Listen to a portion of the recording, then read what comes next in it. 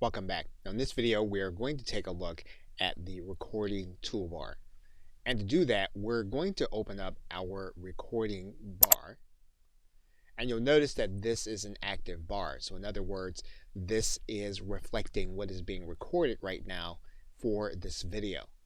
Now, where you're going to want to look going to be in this tools menu, and you're going to want to do this before you start the video. We're going to click Tools, and you'll notice that the Options key is grayed out. Now you're now looking at a screenshot of the Options tab.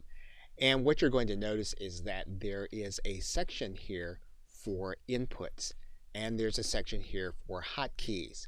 You want to make sure that you know what's in the hotkey section.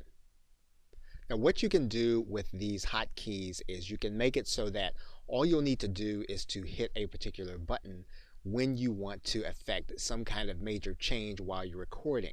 And in particular, while you're doing the recording, you may often need to pause. Maybe you need to collect your thoughts. Maybe you need to change direction in the presentation. And you want to be able to do this in an easy to remember way. So you can set up your pause key and the recording will stop while you collect your thoughts. And when you hit F9 again, the recording will start again. So you don't have to start all over again when you think you might have made a mistake.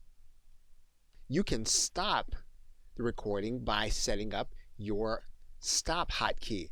Now these two keys in particular are important while you're doing demonstration style videos because by using them, you can record your videos in one take and edit them in one take instead of starting them and then never quite finishing the video. Now lastly, you'll notice that the mouse is moving on this page.